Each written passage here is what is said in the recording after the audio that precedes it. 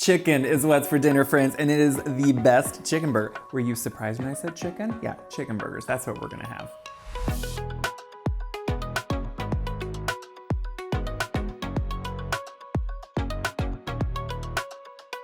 We're in burger season. What does that mean? There are all types of burgers. You wanna fire up the grill or the indoor grill. You can do a grill pan, whatever you want. But what I love about burgers is they're versatile, and they're even versatile on what type of burger. This is gonna be a chicken burger, and what I like about that is chicken's very lean, it's easy to find. It can kind of take on any flavor, but the key is it is so lean, the moisture is key in making sure that you retain that moisture. So we're gonna make a really simple chicken burger. This is an all-purpose one that you really can do anything with, and it has really simple pantry staple ingredients, and that's what I love about everything in front of me. So I'm starting with my chicken, ground chicken. I usually am able to find around 93% lean. That could change for each one of you a little bit, but what we're gonna start with is the foundation of flavor, and I wanna start with some grated onion. Chicken really doesn't have a lot of heft on its own, so I think adding some of that flavor is good, and I'm gonna grate it because I want this to melt into the meat as it's actually either grilling outside or inside. So I'm gonna use a box grater, use that medium hole, and I'm gonna take it. Notice I kept it whole. And I kept it whole so I have something in the back to handle. Be careful here because this, if you get too close with your hands, you don't wanna grate those. Now there are gloves you can get to make sure it stays safe. But I'm just gonna take this and just start grating it right here. Now this is gonna break all the cell walls, so it definitely can make you cry. But once we get mostly done, you'll have a really fine mixture to work with. As I get towards the end, I don't do this last little bit just because you don't want to get too close to your hands. So any big pieces I'll remove, but if what you notice is, yes, there's going to be some water coming out. We're going to leave that on the board, but I don't want to add too much extra moisture to these burgers because chicken can be a little bit more on the wet side. But what I want to take is this grated onion. So this is the essence of the onion flavor, which usually can be pretty strong, right? But what we're doing is we're adding it to something that doesn't have a lot of that flavor otherwise. So we're going to put it right in with the meat. I'm going to clean up that little bit of excess liquid. So if we would have put all that liquid in, we'd be adding a lot of water content to these burgers, which you don't want to do. And now we can just move on with everything else. So like I said, water and moisture can be an issue with chicken burgers, right? So we're gonna add in some panko breadcrumbs, those dried breadcrumbs. And what this is gonna do is help retain the moisture, but also help them have the right amount of texture to be able to hold together and hold up to actually a grill or a grill pan. With this too, what I wanna do is add 1 egg yolk. So again, there's not a lot of fat in chicken. What that egg yolk is gonna do is help bind it, is help hold it together. So I'm just gonna separate it from the white because we don't need all that water content, but we do want a little bit of that richness and fat from the yolk. That's also going to help kind of just pull all those breadcrumbs in. You just lay it right on top and you can see, save your whites. We don't throw anything out here. These are great to make, throw it into a frittata you're gonna make or some scrambled eggs. It'll be just as delicious. A little bit of Worcestershire. So this is, think of it as that flavor underlying in things that adds a little bit more of that meatiness without realizing it's there. That's really what that does. Some garlic powder and some Italian seasoning. So those two together again, chicken doesn't have a lot on its own. So when you add something like that in, it just adds those underlying layers of flavor that result in a really good burger in the end. Black pepper, gonna freshly grind it in. I know it's one of those things, is it worth freshly grinding? I don't care if you use pre-ground. Use what you have on hand, that's the key. But when you are able, it does have a fresher taste, a little bit more bite to it when you can freshly grind it. And then some salt. Once everything is inside of the bowl, we're just gonna mix it together. Now, I like to use my hands because if they're clean, they are the best method to actually form anything together. And what you wanna do is make sure it's well mixed. You don't want pockets of the meat that doesn't have all the ingredients mixed in because you will notice that when you're cooking it. I wash my hands. And now we're gonna actually start forming the patties. So again, with chicken patties, what I feel when you're gonna grill them, the key is to want them to hold together. And to do that, you really need to make sure those breadcrumbs become saturated. That's what's gonna help bind this together. So if you don't do that, they do kind of want to tend to fall apart. So to do that, what I do is I make them ahead, and you can have these made a whole day ahead. And I put them in the fridge, and that process helps bind them. Now, the scooper doesn't necessarily exactly make the size patty you want. I just think it's a little bit easier way of starting the divide. Now, I usually like a nice sized patty because just like a burger, these are gonna shrink a bit when you cook them because of that water content in there. So I like to make a little bit bigger patty and then they're gonna come down a little bit. You can also make small ones. You can go all the way down to a slider size too. But what this is doing here first is just helping me scoop and portion it. So of course, if you want perfect sized burgers, you could weigh them. but you could also not, because I don't feel like it.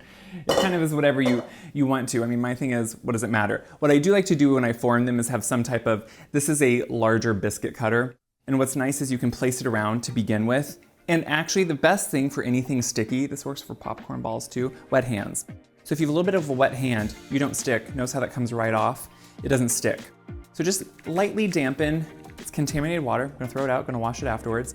But notice how quickly I can work these out into a slight patty. And then if I want to, because you're probably thinking it's kind of not the prettiest, you can go around and just slightly press it out a little bit more and get the edges nice. So see how I'm making what looks like a big patty? Remember, when we cook them, it will shrink. You can also create that little divot in the middle. If you do a slight indent, just like in a hamburger, what it's gonna do is help so when it doesn't shrink as much. So a little bit of a divot, maybe about an inch wide, ½ inch deep, quarter inch deep maybe. But you can see here now, that's a perfect size patty. So if I go through and I kind of use this form to start the process with all of them, and then push them out into that nice patty, we'll be good to go. As with when working with any really raw meat, always wash your hands in between everything. Always make sure you clean anything contaminated. But what I'm gonna do now that these are ready to go is I'm going to put them in the fridge for about 30 minutes. You wanna do a minimum of 30 minutes. You can do up to a whole day just to make sure they tighten up. So we're gonna put them in the fridge, pull them out. We're gonna grill them. We have a burger sauce. It's really a simple but also delicious process. These have been in the fridge, and now we can actually just go and grill them. Now I'm gonna do it indoors too, because you know what? Sometimes I think it's nice to know you can do both with a recipe. What I'm gonna do is put a little bit of oil on here.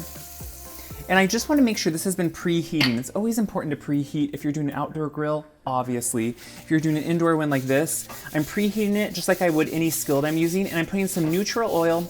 You can take a brush, a little bit of paper towel, but the key is to make sure it has a nice coat of oil, just lightly over the bottom. What it's gonna do is help what? Make sure it doesn't stick. We don't wanna do that after going to all this work to make these gorgeous burgers. So since this has been preheating, it's nice and hot. I like to hold my hand above it, maybe like an inch or two above it for a couple seconds, and be like, ooh, that's hot. That's what you want. So I'm gonna just take them. That parchment really helps that I can just peel them right off and put them right on. And you hear the sizzle. So it just feels like we're grilling, which is perfect. We're gonna put, yeah, 2 on, it looks like at a time will easily fit. And then let them cook until they are, you know, cooked about halfway through. Flip them, let them cook fully, and then do the rest of them. I'm flipping the last batch of burgers. And again, if you're doing this on an outdoor grill, probably will go quicker. I'm doing it indoor. But what I'm gonna do here for this last 2, because these are the ones I'll kind of assemble, I'm gonna put cheese on them. You can cover the cheese too to make sure it melts, so I'm gonna let it kind of finish up while we make the sauce. Now, of course, you could do just ketchup, mustard, whatever you like. I like to make a quick sauce. This is kind of an all-purpose burger sauce, really, that you could use on a lot of things. But it starts with mayonnaise. I make homemade mayonnaise. You don't have to. Use whatever one you like. And I'm not gonna get into the debate of which one is best. We all have a different one we like. Whichever one you like is fine. So we're gonna do some ketchup, a little bit of yellow mustard. In this case, you notice I'm using, usually I'm Dijon all the way. This is yellow mustard, and I think that is key for that flavor. Some sweet pickle relish. Now again, I use home canned, so I really like mine, but sweet is usually to me a little bit more of a good balance when you're using, you know, the tangy mustard and all those components. We're gonna do some, I love this. This is smoked paprika. It's one of my favorite things. Has no spice. It's just that smokiness. Think of a slight barbecue flavor, but not near that strong. A little bit of garlic powder. Again, this is just to kind of add another layer underneath, and a small amount of Worcestershire.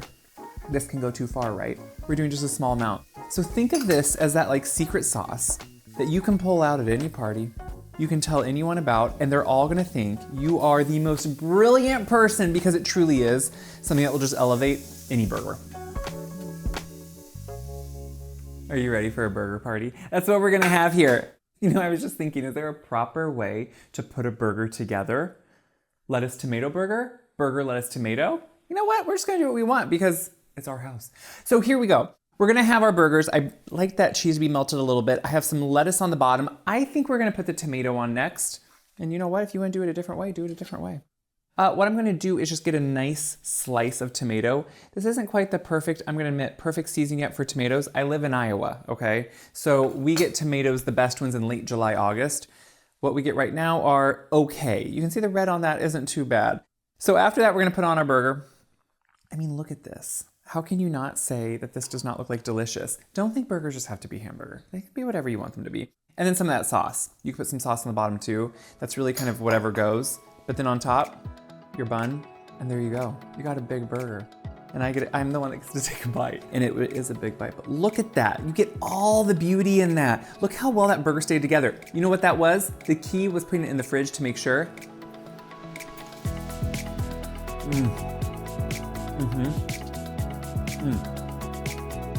So good. What I love about it is, you see how it's still juicy?